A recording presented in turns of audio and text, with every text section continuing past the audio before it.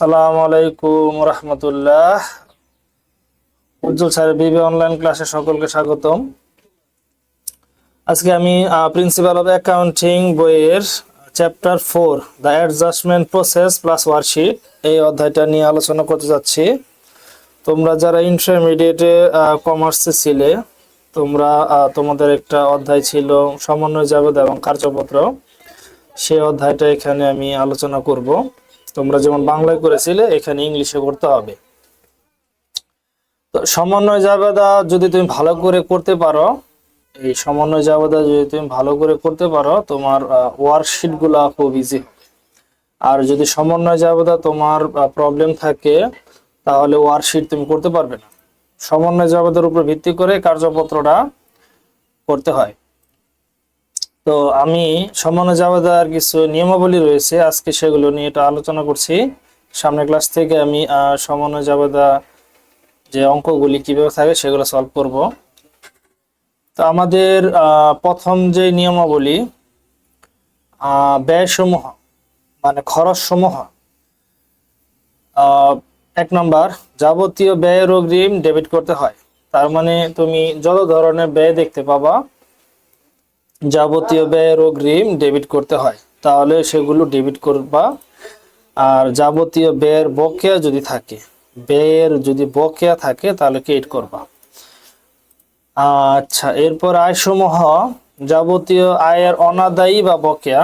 আসলে বকেয়া বলতে হয় না, আমি তাও ব্র্যাকেটে লিখে দিছি বোঝার জন্য। যাবতীয় আয়ের অনাদায়ী ডেবিট করতে হয়, আর যাবতীয় আয়ের অগ্রিম ক্রেডিট করতে হয়। তার মানে ব্যয় যা করবা আয় তার উল্টো করতে হবে। যেমন যাবতীয় ব্যয়ের অগ্রিম ছিল ডেবিট, এখানে যাবতীয় আয়ের অগ্রিম হবে ক্রেডিট। এইদিকে যাবতীয় ব্যয়ের বকেয়া যেমন ক্রেডিট, এখানে যাবতীয় আয়ের অনাদায়ী বা বকেয়া ডেবিট, উল্টো করতে হবে। এরপরে ট্রায়াল ব্যালেন্স মানে রেওয়ামিল। রেওয়ামিলে সম্পদ দেওয়া থাকলে সমন্বয় জাবেদায় খরচ দেখাবা, আর যদি রেওয়ামিলে খরচ দেওয়া থাকে সমন্বয় জাবেদায় সম্পদ দেখাবা। তার মানে এইটার বিপরীত হবে এইটা, এইটার বিপরীত হবে এইটা।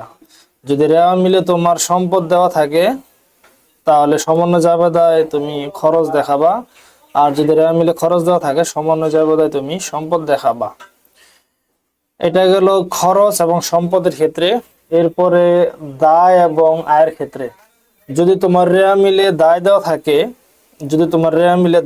থাকে তাহলে সমন্বয় জাবেদা করার সময় আয় দেখাবা। আর যদি তোমার রেওয়ামিলে আয় দেওয়া থাকে সমন্বয় জাবেদায় তুমি দায় দেখাবা। তার মানে এইটার বিপরীত আবার এইটা।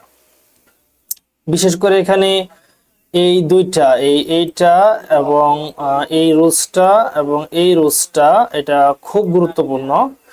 এটা আমাদের প্রশ্নে করতেই হবে, এটা ভালো করে মনে রাখতে হবে এই দুইটা রুলস।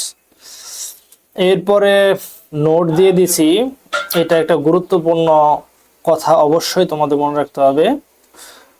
প্রতিটি অঙ্কের শুরুতে অবশ্যই তোমাকে দেখতে হবে অঙ্কটি কত দিনের, এটা আগে পড়ে নিতে হবে। অঙ্কটা কত দিনে এটা আগে তোমাকে গেস করতে হবে, তারপরে অঙ্ক করবা। অঙ্কগুলা হয় 1 মাস হয়, না হলে 3 মাস হয়, না হলে 6 মাস অথবা 12 মাস, এই কয়েক ধরনের অঙ্ক হতে পারে। তবে পরীক্ষায় সচরাচর 1 মাস এবং 12 মাস, এই 1 মাস এবং এই 12 মাস, এই 2 ধরনের অঙ্ক পরীক্ষায় থাকে বেশিরভাগ। তবে প্রশ্নে যদি উল্লেখ না থাকে যে এটা কত দিনে, 1 মাস, 3 মাস, না 6 মাস, না 12 মাস, তাহলে তুমি অবশ্যই 12 মাসের ধরে অঙ্ক করবা। তো এই হলো আজকের সমন্বয় জাবেদার একটি বেসিক রুলস। তোমরা যারা আমার